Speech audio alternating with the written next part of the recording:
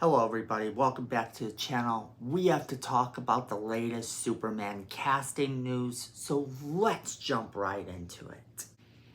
Okay, so we are going to be talking about the latest Superman casting news today. Some news has come out, and I think that this tells us a little bit more than what I'm hearing other people say about the new movie.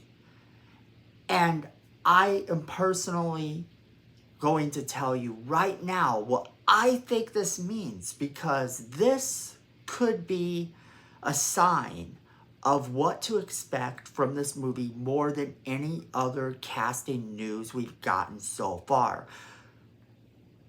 So let's start by just breaking this down.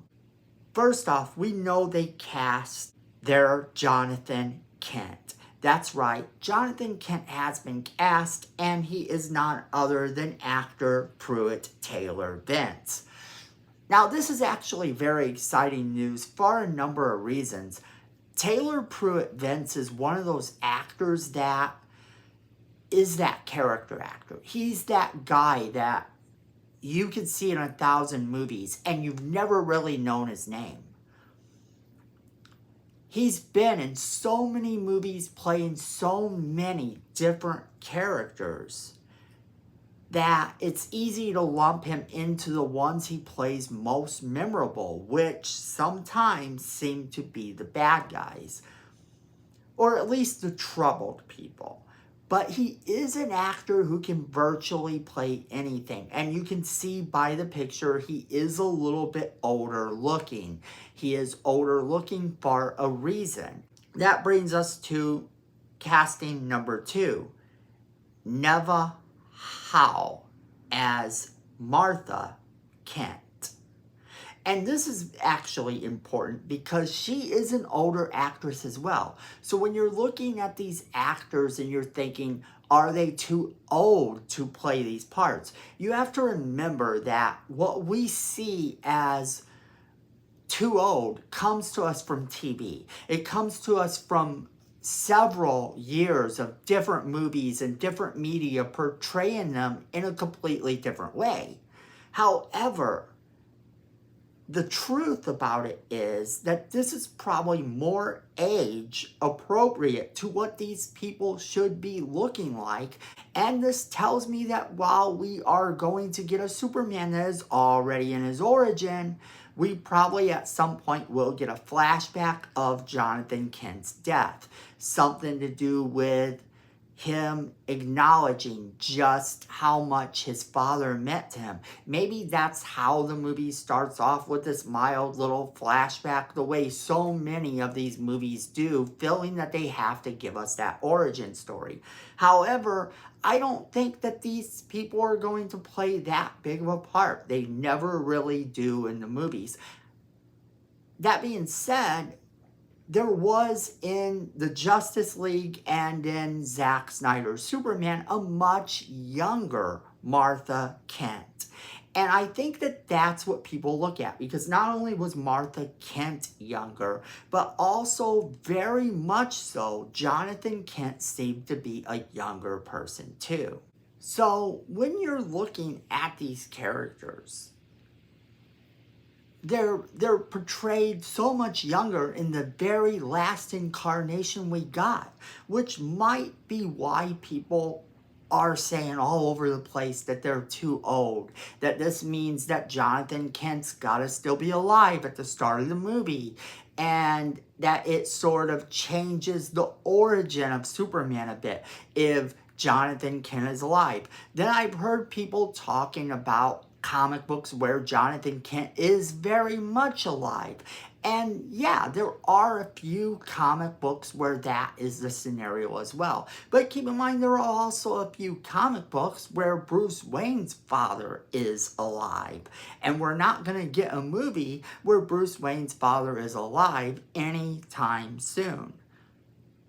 So I don't think that all the news saying that he's alive, or that this proves that James Gunn isn't understanding the character of Superman. In fact, I'm going to give you the reason I think this is exactly the opposite.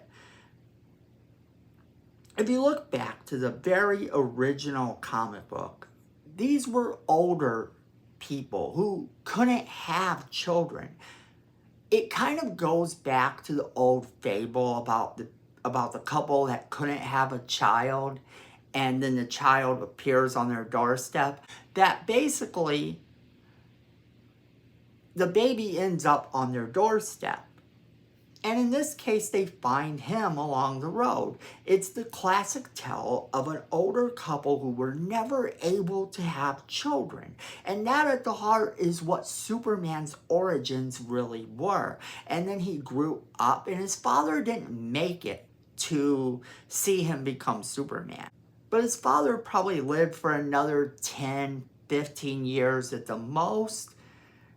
And then he had a heart attack. That's always what happened in the comics, is he had a heart attack or fell down somehow and hurt himself. And that's the classic tale of Superman.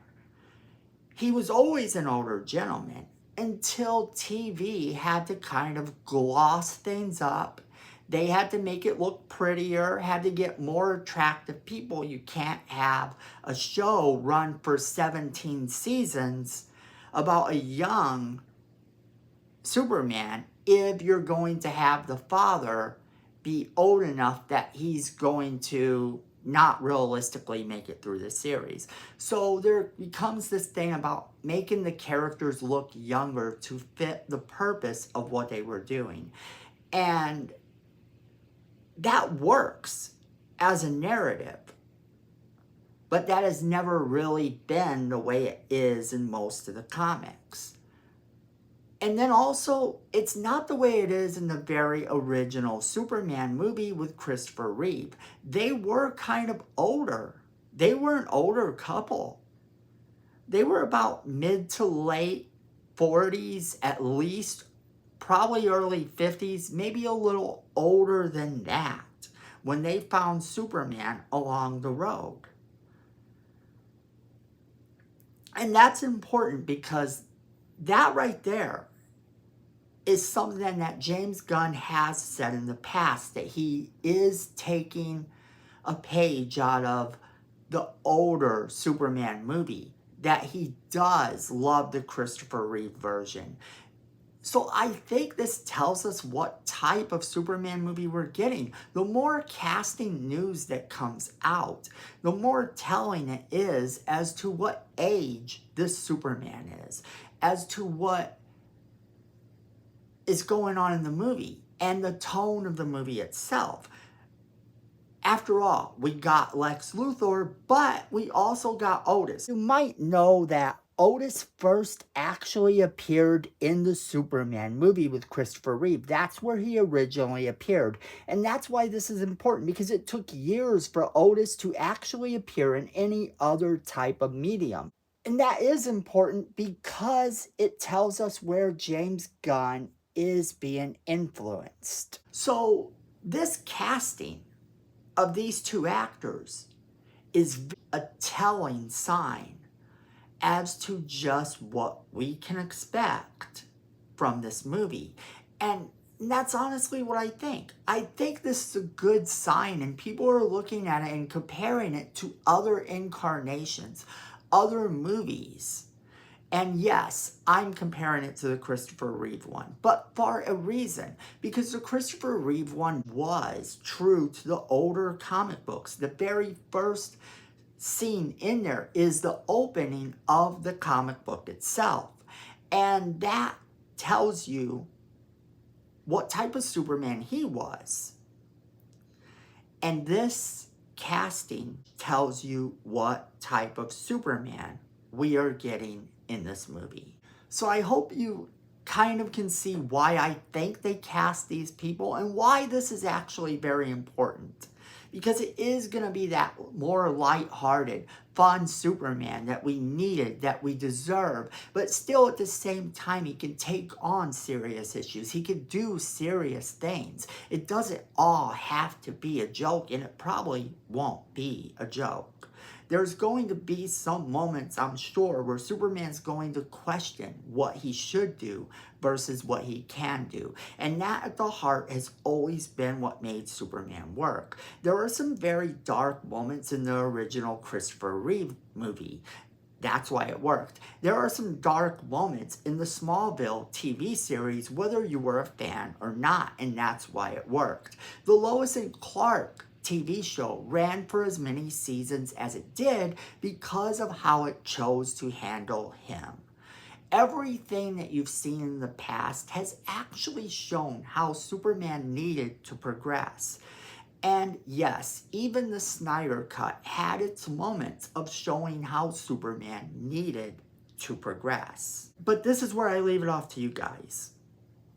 Do you like this casting? Are you excited for all the casting news we've gotten so far? Do you think I'm right about the reason that they cast these two actors? Do you think this actually is to tell us what era and what tone this Superman movie is going to take? As always, we want to hear from you guys. Make sure you leave us that comment in the comment box below, letting us know what you think. Share this video with all of your friends because they're going to want to be a part of this conversation. Make sure you hit that like button. It's free, it helps the channel, and we definitely appreciate it. Miko says we need more subscribers. You don't want to disappoint Miko, so go ahead and hit that subscribe button and hit that notification bell while you're down there so you don't miss a single video we do. And then friends, at the end of the day, I know it, you know it, and Miko knows it. Fandom is family.